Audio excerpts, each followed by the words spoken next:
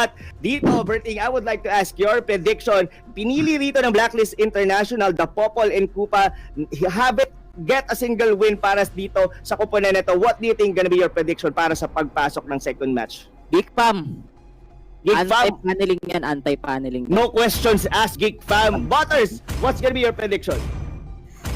I would have to give it sa Geek Fam muna ngayon just because alam mo yun, they have a lot of potential. The setup of the current pickings dito, Geek Farm ako. Fam ka. Blacklist International, medyo gusto ko mag-lean sa Geek Fam. Kung magagawa ulit nila na maunahan yung ng farm dito si Aqua. And take note, that's courtesy. Meron siyang veterans hunter going for the fast and furious farming as much as possible makakuha ng maagang farm.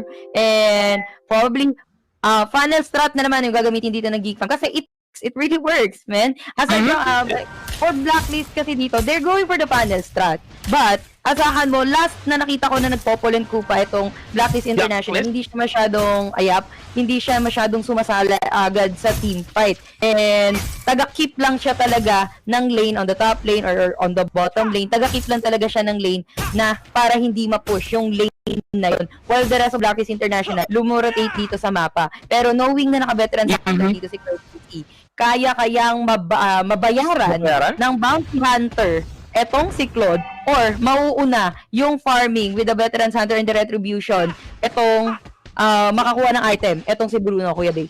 Yes, actually ang ganda nung ginawa dito na si CKT din whilst Bruno is taking the red, binabawasan niya na yung blue buff, making it low on the HP. And pagdating ng Bruno, talagang sinaglit niya na lang. Kaya medyo on the upper side of the level siya rito. Kita mo naman, he is already at level 4. But look on Aqua, still on level 3. Napakalaking bagay niya, especially on Bruno, with the minus armor of his ultimate. Yeah, kaya makikita natin courtesy. Ito yung kumbaga, pinapangarap mong funnel and pinapangarap mong mabilis na pagpa-farm sa marksman nyo. Well, Blacklist International, ito yung kaninang pinag-usapan natin, Kuya Bay, na parang daloy ng kuryente. Yes, pinapanin nila dito itong si Claude, but we can't deny na dalawa yung marksman nila. We still have Riddler, even though nakasupport yan, pero he's having farm of his own, while Claude, parsa lang naman yung kasama ni Claude dito, pero mas mabilis pa rin yung talagang buhos or talagang isang daanan ng kuryente sa iisang courtesy, sa iisang Bruno, kumpara sa dalawang nagpa-farm sa inyo for the side ng Blacklist International. Yes. Yes, actually, I would like to ask you, Ate Yasuno, yung pick ba dito ni Riddler na Popol and Kupa would hinder their lineup? Yeah, ang ganda ng question mo actually kasi mamaya ipo-point out ko sana, pero since you asked, men, not before that, mukhang pinasukan nila dito si Why Not with a Feathered Air Strike na tamaan. Etong si Parsa, but luckily he's got Purify. Pero going back dun sa question mo, kung makakahadang ba itong si Riddler sa pagpasok ng Geek Fam, that's sorta yes. Kasi merong trap dito, itong si Popol. And we all know, Geek Fam lineup na dito, May with the Jawhead, tapos Exort. Meron pa silang, tawag ito, Cho, na pangpasok ang hero to eh. So, if you have a trap on Kupa, on Popol, medyo makakahad lang yan kasi may slow. Medyo anti-pasok, anti-initiation, may slow sila doon, medyo mag-disarray yung kanilang movement speed, kanilang pagpasok at kanilang initiation, pero meanwhile, medyo na art dito yata, si Why Not. Kaso walang follow-up na nangyari para sa side ng Geek Fam, Arrow didn't even hit. Kaso Dexter, medyo duguan din naman siya doon. Yeah.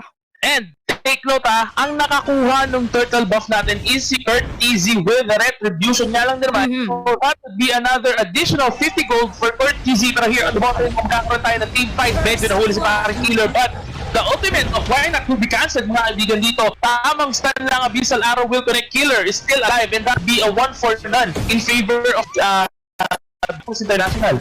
Maganda nung Feathered Airstrike din doon ni Parse. Best position ever, nasa dulo ka lang and then re-hit ka ng Feathered Airstrike. The protection of your teammates while getting that kill on Exort. Pero hindi pa rin nag-change yung fact na we have 10k na ng Geek Fam kumpara sa 9k. Medyo mababa lang naman yung network difference. But kung maagang makakuha ng item, etong si Courtesy, hindi siya bounty hunter by the way.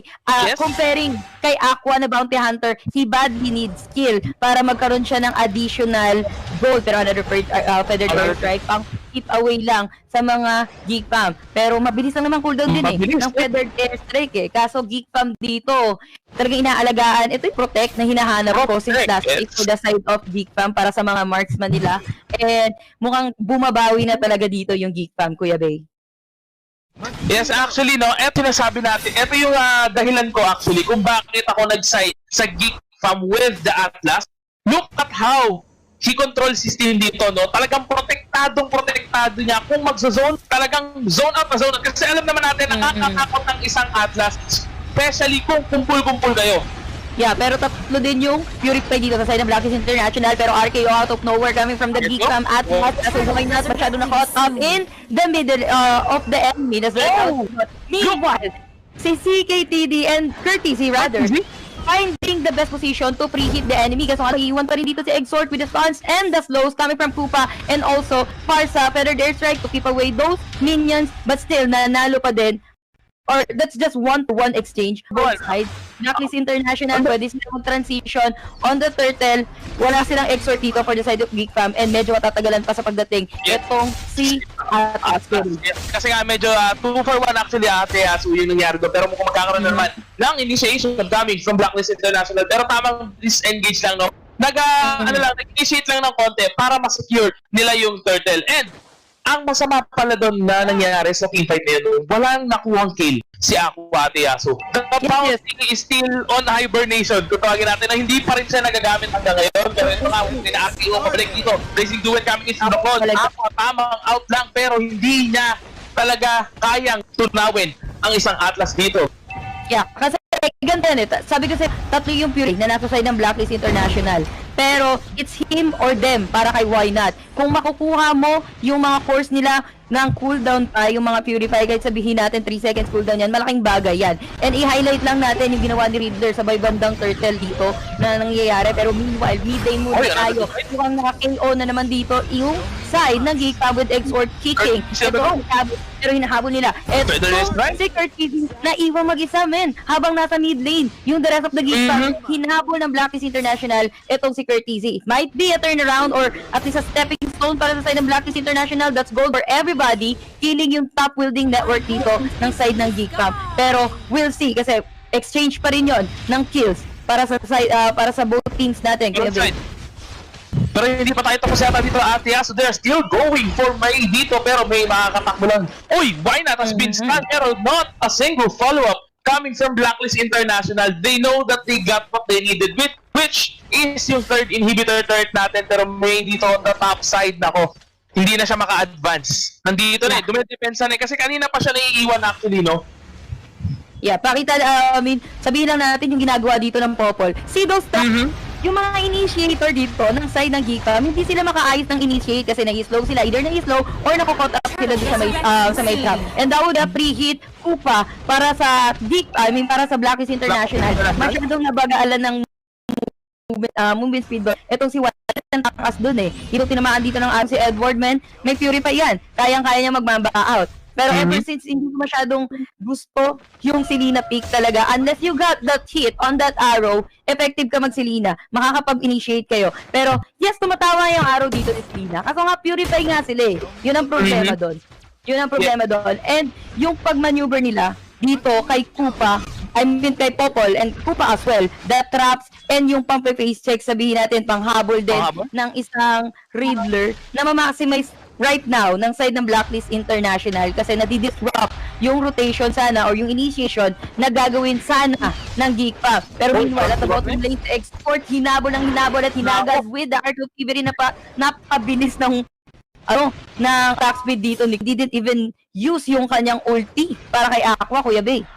Ate Aso, parang ang nangyayari ngayon dito sa Geek Fam PH is yung nangyari sa Blacklist International kanina, which is yung nag-scatter around sila pero may with the ultimate dito, Edward will try to run away and will be successful at that. Pero nakita si Killer Bot on the bot side, Why Not? Mukhang mapipilitang magamit yung flicker niya rito versus at Global Marksman, which is a broad and yung Popol and Koopa.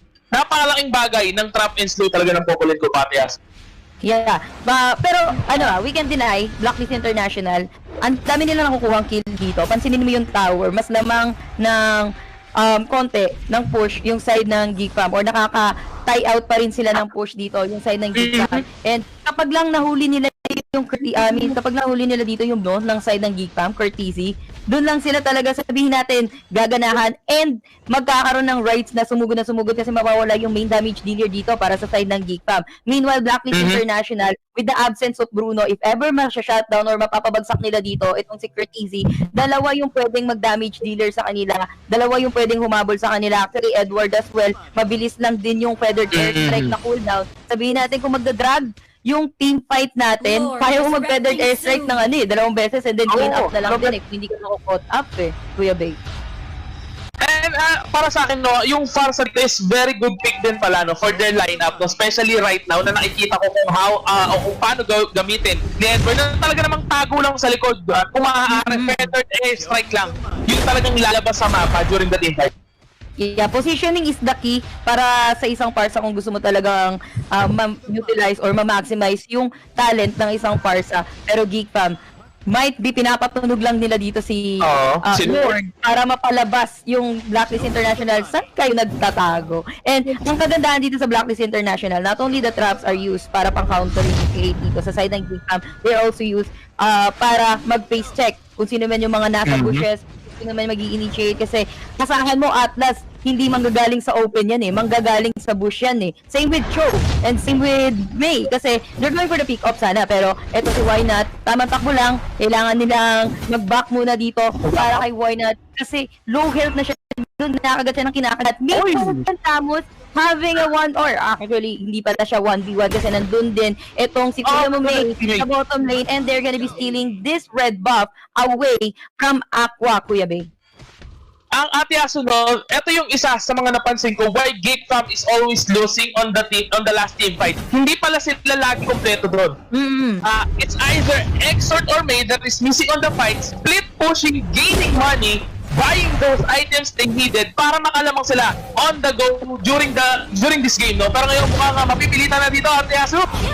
Yeah, tama Blaine, they do it lang, that burst down agad nila itong si Courtesy. Isang pasok lang yun ni Aqua with the blue buff lang, partida wala pang red buff yun, and the slow walk, saan ka pupunta, kang pupuntahan, nagat-kagat kinarne ng Blacklist International itong tangke ng side ng Geek Fam. That's 3 down, kasama na si Courtesy.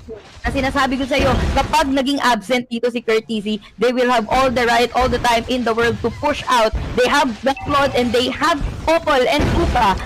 Ang bilis lang makapagbasag ng tower nito ng Blacklist International. Yun yung trick with these two. Dalawa nga yung pinapanel nyo, pero kapag ka nahuli yung pinaka-main panel ng side ng Geek Fam, talagang mag-pull off lahat ng binild nyo. And this is, I think, Blacklist International trying to focus down hindi na, walang minions, man. Walang minions. Pero too late na nung dumating yung mga minions, buhay na rin dito si Courtesy. And yung dalawang bouncer, Kuya Bay. Yes, this is right na very big plan for Geek Fam. Kasi nakapag-farm ng todo etong si Riddler using the Avarice, talagang na-utilize niya versus May. Talagang ang hinayaan niya lang, ang dami, yung wolf niya lang, which is si Kupa. Hinaras niya lang si May on the top side, leading to the gold gains. Yeah, pinahabol niya lang ng pinahabol itong si Kupa.